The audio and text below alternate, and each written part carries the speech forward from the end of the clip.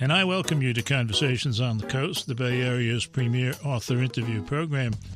And you will probably recall at a recent presidential debate, a young man just graduated from college declared, "I can't get a job. What am I to do?"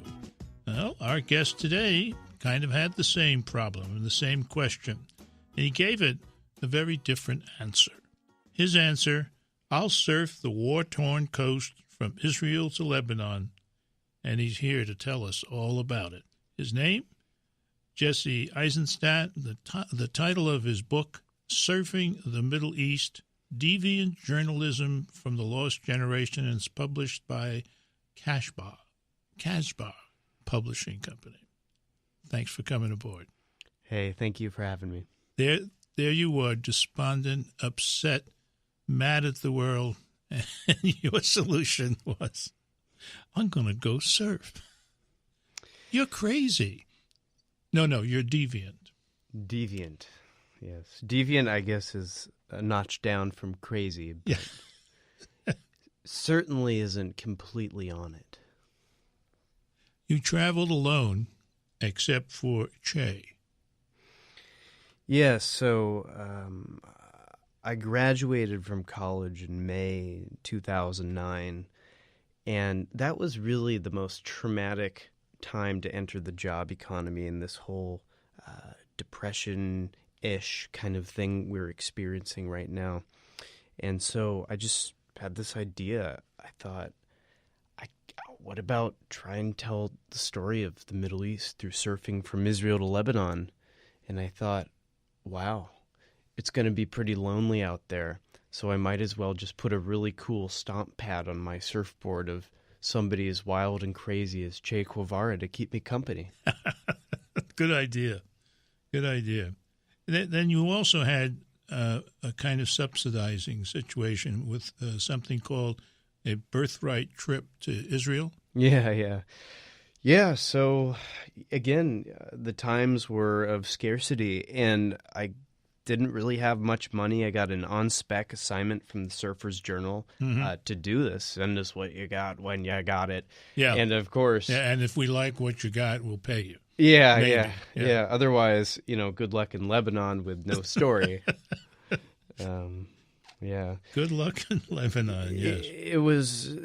So my father is Jewish, and that qualified me for an Israeli birthright trip, a fully free trip to Israel to go get in touch with who I was as a Jew, which turned out to be completely fascinating because through this journey, I was able to completely experience the Israeli perspective on what life is like on the Eastern Mediterranean. We went to a tomb of dead Israeli soldiers that were killed in the 2006 war. And as I slowly made my way up to Lebanon after the trip, around the closed Israeli-Lebanese border where it's fortified with tanks and everything, I at one point snuck into a Hezbollah rally with some journalist friends, and we listened to the leader, Hassan Nasrallah, stab the air with a pretend dagger he had in his hand. He says, "Our rockets can hit Tel Aviv." Wow. And there was a madness in that dichotomy that bites.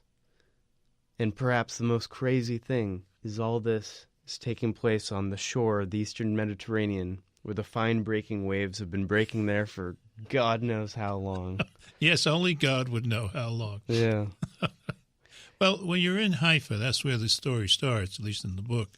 And before long, you find a kindred soul by the name of Lee, and you decide, hey, the two of you decide it's time to go surfing. Yeah. That was crazy in and of itself. Yeah, I suppose we believe in bonding through a common interest, and his friend saw me walk through the door of this inn I was staying in, and he runs up with a cell phone with his friend Lee on the other end and says, "Hey man, do you want to surf at this spot in a half hour?" I'm like, "Sure." And that's how it began. It began like a rocket. I mean, it just started based off the image of this lone California surfer stumbling into this town, not knowing anyone. And here's another surfer. And there it went. And, of course, he asks if you want to go surfing, and you, of course, say yes, and something wonderful happened that particular time. Can you read that part to us, please? Yeah, so in the book, Surfing the Middle East, I felt so happy I got to deal with surfing both in the narrative and in the poetic sense. And here's what I wrote about that first day of surfing in Haifa.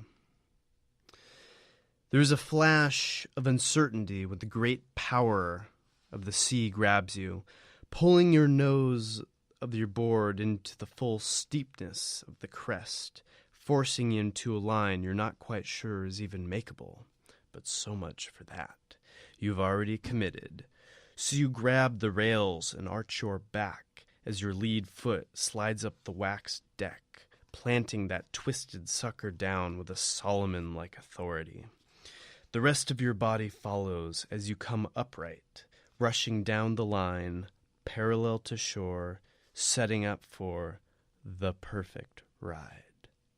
The perfect ride. An orgasm, only known to those who've actually had one. How could it be explained to a child? It must be felt, earned, which is fortunate because does this wave start to kick, gaining speed as the water is hastily draining from your only makeable exit. It is chasing you like a pack of rabid beasts, lurching and closing in fast. No margin for error. Jesus God, you think, can I make it? With your knees breezed and your front foot lightly pumping, you hustle down the manic chase of whitewater destruction. Reality hits. The lip of the wave has started to break, almost over your head and into the curl. Nature's music is so humbling. A mere moment in this wave-covering shack seems like a blissful eternity, a moment that took years of preparation for this somber moment. It is now, utter sublime, the shack of, the source of, the Holy Grail. The peace humanity has overlooked on this Middle Eastern shore for thousands of years. We'll have to stop you there because we have to go for a break. And this book, Surfing the Middle East, the Deviant Journalism from the Lost Generation, is, among other things, a very different kind of travel book. And we're going to tell you why when we come back. You're listening to Conversations on the Coast with Jim Foster. Now you can find this program on iTunes, SoundCloud, and all your favorite digital outlets. Follow the show on Twitter at JimFosterCoc and email JimFosterCoc@gmail.com. Surfing the Middle East, that's what we're talking about today. The subtitle, Deviant Journalism from the Lost Generation. The author, Jesse Aizenstat, has been nice enough to stop by, and by the third segment I'll probably have his name down. And the publisher of the book is Kashba Publishing Company. And the people that you originally wrote for are with you because they say some nice things about your book. The editor of Surfer's Journal, Scott Hewlett, a journalistic smackdown from an unlikely hero. Oh, come on, I don't think so. I mean, I've known you only a short time, but not unlikely to be. An absolutely fresh and eye-popping look at a Middle East few Westerners ever see, much less seek out, and dive into with a semi-reckless abandon. Underline the semi. I think you want to impress us with your recklessness, and I don't think you're so damn reckless. You, however, do not do tourist travel. You do something that's quite different. Can you describe it? Yeah, well, I have this theory in people, which came to me when traveling really on this trip, and I call it the werewolf theory. And as you see in the book is dedicated to the werewolf in us all. Mm-hmm, mm-hmm. And the theory is that we all can be stimulated from these interesting things we don't know that yet even exist in us. And then the werewolf comes out upon the full moon, which is kind of getting pushed into semi-uncomfortable experiences for the eventual payoff and kind of personal growth we can get out of it. Mm-hmm. And so it's dedicated to the werewolf in us all, the things we don't know yet about ourselves, but will soon. And that approach causes you to travel in a very different way.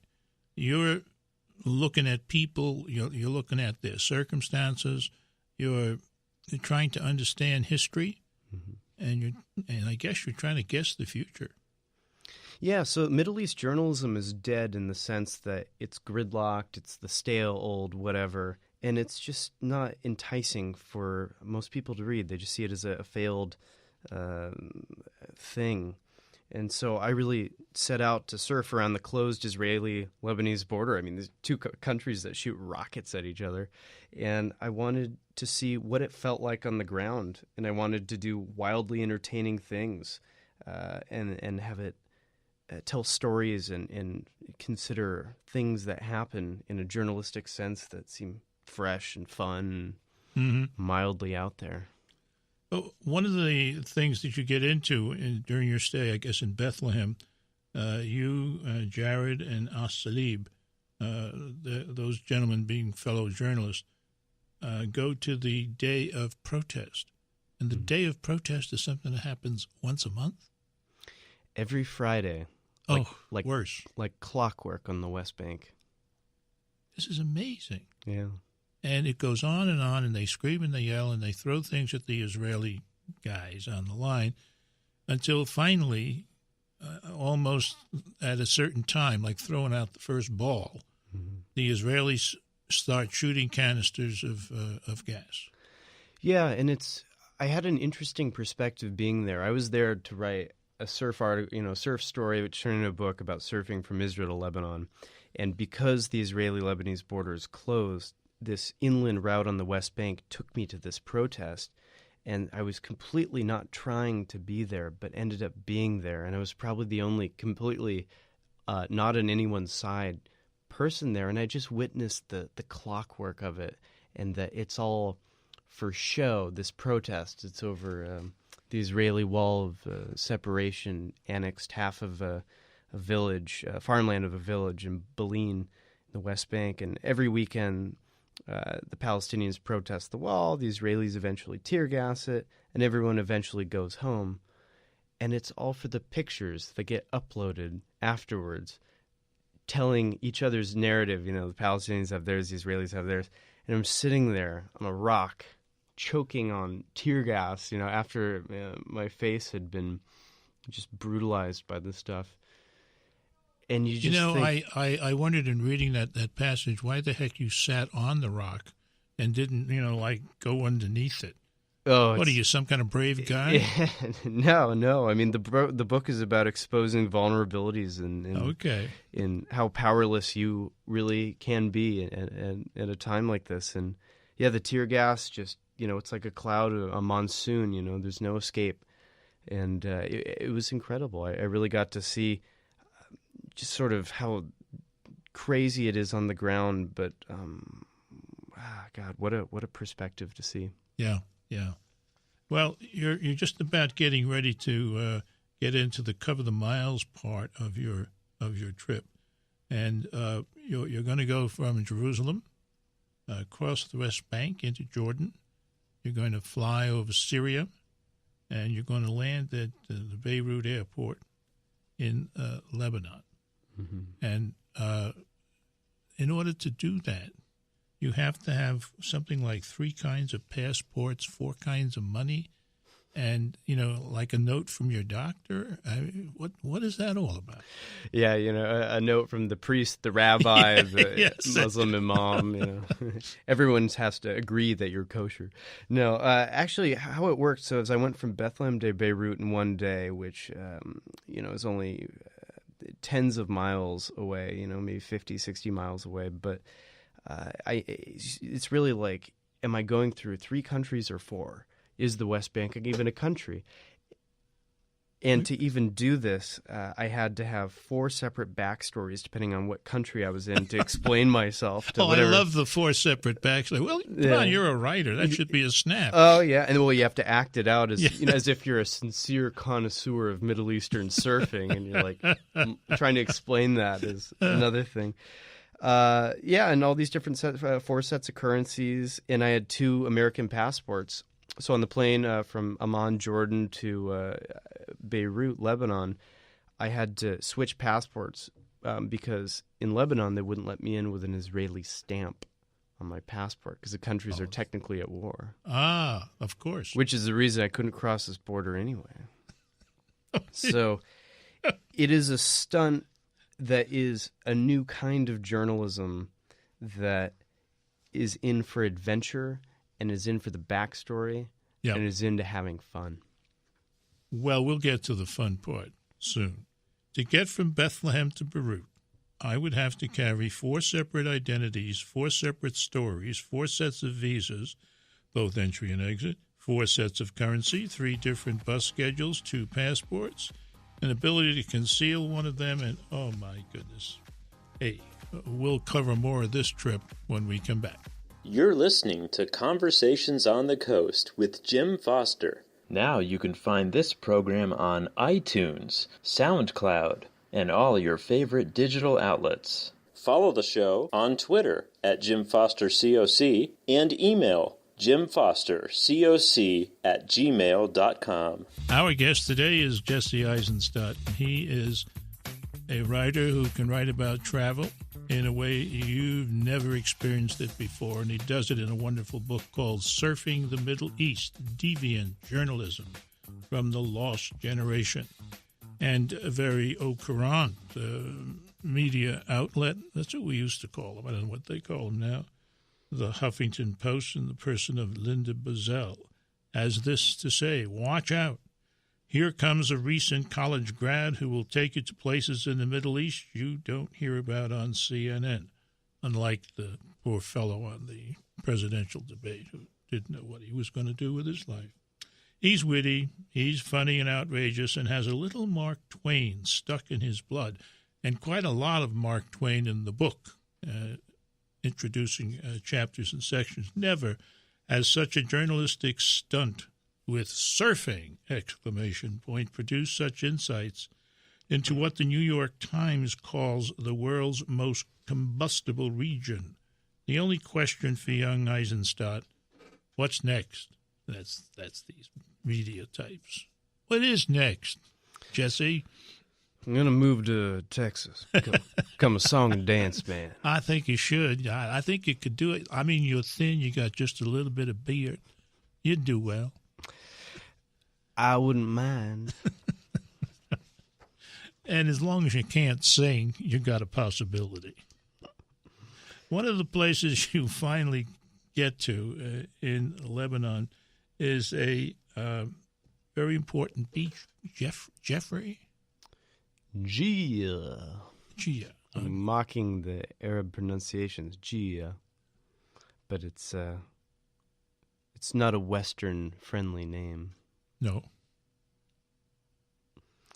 But Gia is an interesting place. It was the place where I completed my journey from Israel to Lebanon, where I'd done what I had set out to do, which was, again, surf in 2 countries that literally shoot rockets at one another and report on it from a sort of an experience point of view, not like the Israelis are the best, the Lebanese are the best.